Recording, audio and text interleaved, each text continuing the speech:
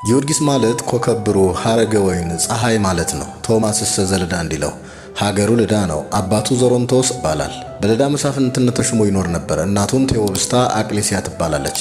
ማርታ ድስያ የሚባሉ እህቶች ነበሩት። 10 ዓመት ሲሆነው አባቱ ሞቶ ሌላ መስፍን ተሾመ። ደግ ክርስቲያናዊ ነበርና ከቤቱ ወስዶ እያስተማረ አሳደገው። እርሱም ፈረስ መጋለብ፣ ቀስት መወርወር ለመደ። ጦር ሜዳ ወጥቶ ከጠላቶቹ መሃል ገብቶ እኔ የክርስቶስ ወታደር ጊዮርጊስ መጣሁባችሁ ሲላቸው ደንግጠው ይሸሹ ነበረ። እንዲህ እያለ አድጎ 20 ዓመት ሲሞላው መስፍኑ የ15 ቆንጆ ልጅ ነበረችውና እርሷን አግብቶ ሀብቴን ወርሶ ይኖር ብሎ ድግስ ሲያስደግስ ዳስ ሲያስጥል ጌታ ቅዱስ ጊዮርጊስን ለዚህ አላጨውምና የመስፍኑን ነፍስ ወሰደ። እርሱም ሐዘኑን ጨርሶ ወደ ቤሩት ሄደ። ይህች ቤሩት በኢያሪኮ ዳርቻ ያለች ቅጽዋ ሰፊ አምባዋ ጽኑ የሆነ ሀገር ነች። ሰዎቿ ግን እግዚአብሔርን የማያውቁ ደራጎንን የሚያመልኩ ነበሩ። ደራጎን እንደ ንስር 2 ክንፍ፣ እንደ ፍየል ጽሕም፣ እንደ አንበሳ ፈርጣማ ክንድና እግር፣ እንደ ዘንዶም ጅራት ያለው አንገቱ እንደ ሰገኖ የሰገገ ጥርሱ እንደ አዞ ጥርስ የረዘመ ታላቅና አስፈሪ አውሬ ነበር። ሲርበው ባህር ውስጥ ያሉ እንስሳትን፣ በአየር ላይ ያሉ አዕዋፍን፣ በዱር ያሉ እንስሳትን፣ አራዊቱን በትንፋሹ እየገደለ ይበላ ነበር። በዚህ ምክንያት ሕዝቡ ሴት ልጆቻቸውን እየገበሩለት ይኖሩ ነበር። ልጆቻቸውን ሰጥተው ቢጨርሱ ሹሙን ልጆቻችንንስ ሰጥተን ጨረስን፣ ሚስቶቻችንን እንዳንሰጥ ያለ እነርሱ መኖር አይቻለንም፣ ካልሰጠነው ደግሞ ይፈጀናል፣ ስለዚህ ወደ ሌላ ሀገር እንሄዳለን አሉት። እኔም ልጄን እሰጣለሁ፣ ሀገራችሁን ትታችሁ አትሂዱ አላቸው።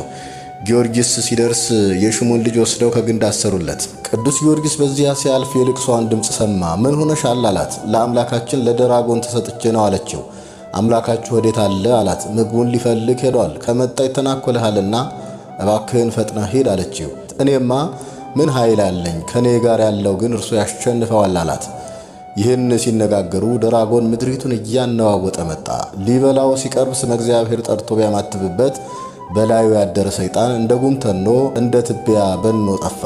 ኃይሉ ደከመ። አንገቱን በታሰረበት ገመድ አስሮ እሷ እየጎተተች እሱ በፈረስ ሆኖ ከተማ ድረስ ደረሱ። ሕዝቡ ሊያስፈጀን ነው ብለው ይሸሹ ጀመር። አጽናንቶ መለሳቸው። አምላካችንን ለምን አመጣህብን አሉት። ይህ ራሱን እንኳን ማዳን አልተቻለውም፣ እንደምን አምላካችሁ ይሆናል አላቸው። አምላካችንን አንተውም አሉ። እንግዲህ ካላቸውማ ለቅቄ አስፈጃችኋለሁ አላቸው። ይህስ ባይሆን ከገደልከው በአምላክ እናምናለን አሉ። ከከተማ አውጥቶ በጦር ወግቶ ገደለው። ይህን አይተው በእግዚአብሔር ስም አምነው ተጠምቀዋል። አውሬውን ከገደለበትና ከመሃል ከተማ 2 አብያተ ክርስቲያን እንሰራላቸው።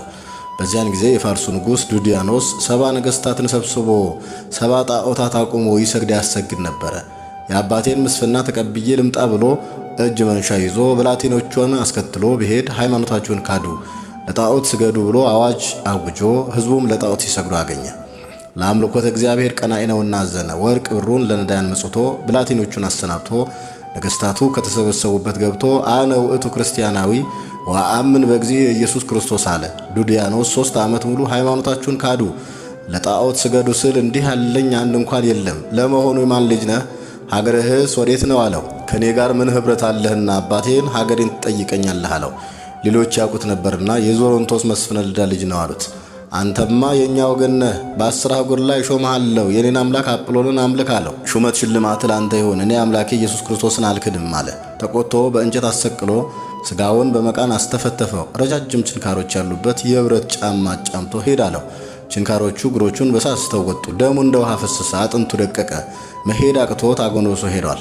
ሰላም ለመከድከ በአይሳና ሐጺን ዘተጽረ እስከ ነሆርከ ድቦተ ሶበ ስእንከ ሰግረ እንዲል መከራው ቢጸናበት ኦ እግዚእ የትግደፋ ለነፍሴ እስከ አስተሐፍሮ ለዝንቱ እልው፣ ይህንን ከሃዲ እስካሳፍረው ድረስ ነፍሴን አትውሰድ ብሎ ወደ ጌታ አመለከተ። ቅዱስ ሚካኤል ልኮ ፈውሶታል። ሄዶ ህፈር ኦ እልሙ አለው። በ70 ችንካር አስቸንክሮ በእሳት አስተኩሶ አናቱን በመዶሻ አስቀጥቅጦ በሆዱ ላይ የድንጋይ ምሰሶ አሳስሮ እንዲያንከባልሉት አደረገ። ስጋውን በመጋዝ አስተልትሎ ጨው ነሰነሰበት። ስጋው ተቆራርጦ ወደቀ። ከዝግ ቤት ተውት ሄዱ። በመንፈቀ ሌሊት ጌታ በእጁ ዳሱ አስነስቶት ገና 6 ዓመት ስለ ስሜ ትጋደላለህ፣ 3 ጊዜ ትሞታለህ፣ በ4ተኛው ታርፋለህ አለው። ሲነጋ ከንጉሥ ዘንድ ሄዶ አንተ ከሃዲ ፈር አምላኬ አዳነኝ አለው። በሥራ የሚያሸንፍልኝ ባገኝ ቤቱን በወርቅ እመላለታለሁ አለ። አትናሲዮስ የተባለ መሰሪ መጥቶ ንጉሥ ሆይ 1000 ዓመት ንገስ፣ ጠላትህ ይደምሰስ አለው። በምን አውቀዋለሁ አለው። ላም አስመጥቶ በጆሮ ቢያንሸካሽክባት ከ2 ተሰንጥቃለች። ለጊዜው እርሱንም እንዲህ የሚያደርግለት መስሎት ደስ አለው። ሆድ በጥብጦ አንጀት ቆራርጦ የሚገድል መርዝ ቀመሞ አስማተ ሰይጣን ደግሞ ሰጠው። ስም እግዚአብሔር ጠርቶ ቢጠጣው እንደ ጨረቃ ደምቆ እንደ አበባ ሸብርቆ ተገኝቷል። ጠንቋዩ ማረኝ ብሎ ከእግሩ ወደቀ። መመለሱን አይቶ የቆመባትን መሬት በእግሩ ረግጦ ውሃ አፍልቆ ወደ ጌታ ቢያመለክት ሐዋርያው ቅዱስ ቶማስ በአካለ ነፍስ መጥቶ አጥምቆት ጥር 23 ቀን አንገቱን ለሰይፍ ሰጥቶ ሰማዕትነት አርፏል። እርሱ ግን በመንኮራኮር አስፈጭቶ ከጥልቅ ጉድጓድ ጥሎት ድንጋይ አትሞበት ተመለሰ። ጌታ የተፈጨ ሥጋውን በእጁ ዳሶ መንፈሱን መልሶ አንስቶታል። እግረ መንገዱን አሕዛብን እያስተማረ ከንጉሥ ቀረበ። አንተ መስሕት እፈር፣ አምላኬ ከሞት አነሳኝ አለው። ተበሳጭቶ በብረት አልጋ አስቸንክሮ ከበታቹ እሳት አንድዶበታል። እሳቱም ደሙ ቢነጥፍበት እልም ድርግም ብሎ ጠፍቷል። ንጉሥ እንዲያደንቁለት የሰበሰባቸው ሁሉ የሚያደንቁበት ቢሆን ልብሱን ቀዶ እንደ እብድ እየለፈለፈ ከእልፍኙ ገባ። ንግሥቲቱ ምን ሆን ካለችው እንዲህ አደረገብኝ አላት። እኔማ እንጂ ነግሬህ አልነበረምን? ጊዮርጊስን እስከዛሬ ያሰቃየው አይበቃምን? ትምህርቱን ሰምተህ ተአምራቱን አይተህ ከክፋት አትመለስምን? አለችው። ጸጉሯን ይዞ እየጎተተ ወስዶ ከነገሥታቱ ፊት አቁሞ ፍረዱኝ አላቸው። ትቀጣሉት። እርቃኗን አሰቅሎ በሰይፍ አስመትቷት ደሟ ጥምቀት ሆኖላት በሰማዕትነት አርፋለች። ብእሲተ ንጉሥ ከሃዲት እንተ ትኮንን አሕዛበ በአፈ መጥዋይት ክሳዳ ቀደመተከ ውሂበ እንዲል አስተማሪዋን ቀድማ አርፋለች። ትምህርቱን ሰምተው ተአምራቱን አይተው ያመኑ በሺህ የሚቆጠሩ ነበሩ። እነሱንም በሰይፍ አስመታቸው። እሱንም በሰይፍ ሊቀጡት ይዘውት ሲሄዱ መከራዬን ስቃዬን ተቀብለህ እስከሆነ በኤልያስ ቃል ከሰማይ ወርዳ ጠላቶቹን የበላች እሳት እኒህን አላውያን ትብላቸው ብሎ ወደ ጌታ አመለከተ። ወዲያውም ንጉሥ ግብር አግብቶ ከአዳራሽ ተገኝቶ ሲበላ ሲጠጣ እሳት ከሰማይ ወርዳ ገለባብጣዋለች። ሁለተኛ ገድሌን የጻፈ ያጻፈ መታሰቢያዬን ያደረገ በስሜ ቤተ ክርስቲያንን ያነጸ በመከራ ሁሉ በስሜ የተማጸነውን በሥጋ ወረድኤትን በነፍሱ ምሕረትን የሚያገኝ ይሁን ብሎ ለመነ። በዚህ ጊዜ ሰማያት ተከፈቱ፣ ምድር ተናወጠች። ጌታ መላእክቱን ነቢያትን ሐዋርያትን አስከትሎ መጥቶ ሰላም ለከ ኦ ህሩይ ጊዮርጊስ፣ ሰላም ላንተ ይሁን፣ የለመንከው ሁሉ ይሁንልህ፣ አንተም እንጂ 7 ዓመት 70 ነገሥታትን ታግለሃልና በከመ ፈጸምኩ ዘእቤ የተንሥአ እምትውልደ አንስት ዘየአብዮ ለዮሐንስ መጥምቅ፣ ሴቶች ከወለዷቸው ዮሐንስን የሚበልጥ አልተነሳም። ማቴዎስ 11:11 ያልኩትን እንደፈጸምኩ ከማሆኬ እብለከ አልቦ ዘይመስለከ እምኩሎሙ ማኅበረ ሰማዕት እለ እምቅድሜከ ወእምድኅሬከ፣ እንዲሁ ከማኅበረ ሰማዕት የሚመስልህ የሚተካከል የለም ብሎ ተስፋውን ነግሮታል። ጭፍሮቹ ግን ይህን ሊያዩ ሊሰሙ አልታደሉምና ከወደቁበት ተኝተው ያንኮራፉ ነበረ። ቀስቅሶ የታዛችሁትን ፈጽሙ አላቸው። በሰይፍ መተውታል። በመቱትም ጊዜ ደም ውሃና ወተት ከአንገቱ ፈሷል።